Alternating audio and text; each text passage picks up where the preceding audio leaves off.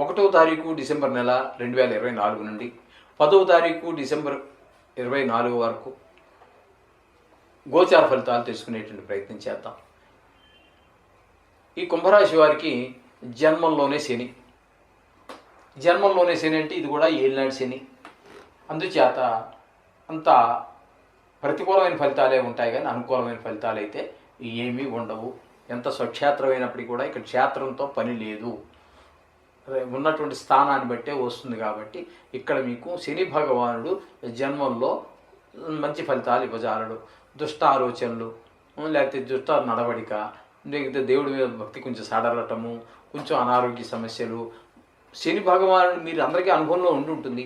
శని భగవానుడు ఏలినాడు శనిలో చాలా కష్టాలన్నీ, అంటే ఇదివరకు మనం చేసిన పాపాలన్నింటినీ ప్రక్షాళనగా ఇప్పుడు కొంచెం ఇబ్బంది పెట్టడం అనేది జరుగుతూ ఉంటుంది. ఈ విధమైన ఫలితాలన్నీ జన్మంలో శని భగవాన్ యొక్క ప్రభావంలో మనకు కనిపిస్తూ ఉంటాయి. ఇక ద్వితీయంలో రాహు, ఆయన కూడా కుటుంబంలో భార్యాభర్తల మధ్యన కొంచెం చికాకులు కలగటం, పిల్లలు చెప్పిన మాట వినకపోవటం, చదువులో కొంచెం వెనకబడటం, ధనం కొంచెం రాబడి తగ్గటం, ఈ విధమైన ఫలితాలన్నీ ద్వితీయ స్థానంలో ఉన్నటువంటి రాహు వల్ల కలుగుతూ ఉంటాయి. మాటలో కఠినత్వం కూడా పెరుగుతూ ఉంటుంది. ఈ విధమైన ఫలితాలన్నీ రాహు వల్ల కలుగుతూ ఉంటాయి. ఇక తృతీయంలో గురువు యొక్క సంచారంగా మనం చెప్పుకోవాలి. తృతీయంలో గురువు యొక్క సంచారం కూడా శుభప్రదమైనటువంటి ఫలితాలు ఉండదండి. ఎవరు కానీ, మీ మిత్రులు కానీ, ఇంట్లో వారు కానీ, వీధిలో వారు కానీ, ఇంటికి ఇరుగు పొరుగు వారు కానీ మీ అవసరాలు తీర్చడానికి మనసా వాచాకర్మ, అంటే అవసరం అంటే ధోని ధనమని కాదండి, ఏ విషయంలోనూ కూడా మీకు సహాయ సహకారాలు అందించలేకపోవచ్చు. మనసులో అందించాలని ఉన్నప్పటికీ అందించలేకపోవచ్చు. ఈ విధమైనటువంటి ఫలితాలన్నీ గురువు వల్ల మనం చెప్పుకోవచ్చు. ఇకపోతే 6వ స్థానంలో కుజుని యొక్క సంచారం జరుగుతోందండి. 6వ స్థానంలో కుజుని యొక్క సంచారం మాత్రం అత్యంత శుభప్రదమైనటువంటి ఫలితాలన్నీ ఇస్తుంటుంది. ఇంట్లో అందరికీ ఆరోగ్యం బాగుంటుంది. అలాగే మీరు ఏదైనా దేనికోసమైనా ధనం కోసం ప్రయత్నం చేస్తున్నారు, అప్పు కోసం, గవర్నమెంట్ బ్యాంకు కావచ్చు, ప్రైవేట్ పైన ఆర్థిక సంస్థలు కావచ్చు, లేదా ప్రైవేట్ వ్యక్తులు కావచ్చు, ఎవరి దగ్గర మీరు ప్రయత్నం చేస్తున్నా కూడా తప్పకుండా మీ ప్రయత్నం ఫలిస్తుంది. ధనం చేతికి అందుతుంది, సకాలానికి ఆ డబ్బులు వచ్చే అవకాశం ఉంటుంది.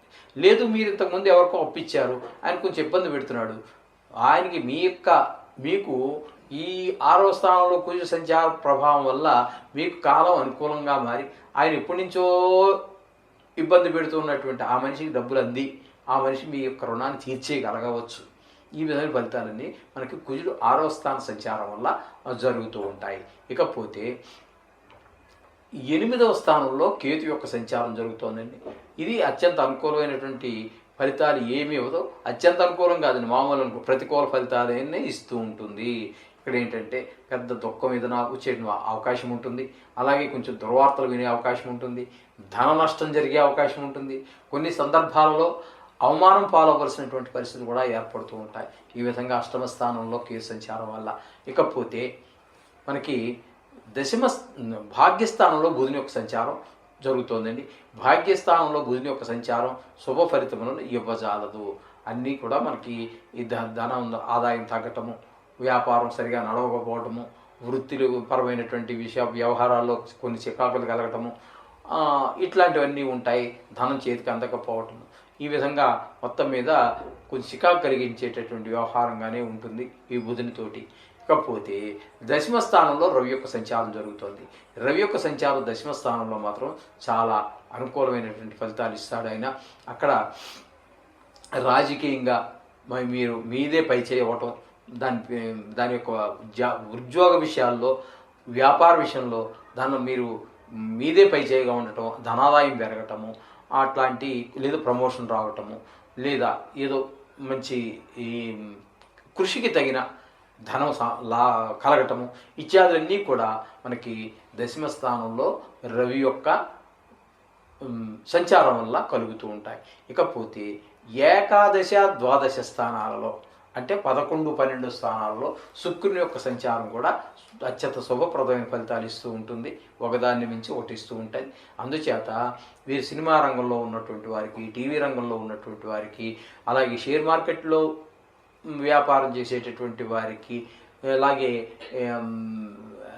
ఈ యొక్క రియల్ ఎస్టేట్ వ్యాపారం చేసేవారికి అనుకూలమైనటువంటి కాలంగా మనం చెప్పచ్చు. వారికి మంచి ధన లాభాలన్నీ వచ్చే అవకాశం శుక్ర భగవానుడి ద్వారా కలుగుతూ ఉంటుంది. అలాగే లలిత కళలో ప్రవేశం ఉన్న వారికి మంచి అవకాశాలన్నీ కలిసి వస్తాయి, అందులో ఎటువంటి సందేహం లేదు. ఈ విధమైన ఫలితాలన్నీ కూడా మనం ఈ కుంభరాశి వారికి మనం చెప్పుకోవచ్చు. ఇక్కడ ఈ కుంభరాశి వారికి కూడా 4 గ్రహాలు అనుకూలంగా, మిగతా గ్రహాలు కొంచెం ప్రతికూలంగా ఉన్నప్పటికీ అన్నీ సమానంగా ఉన్నాయి, పర్వాలేదు. అయినా ఏది ఏమైనా నవగ్రహాలను విడిచిపెట్టవద్దు. మీ పూజలో, నిత్య పూజలో ఒక భాగం చేసుకోండి. చేసుకుంటే మీకు అంతా శుభం జరుగుతుంది. శుభం భూయాత్.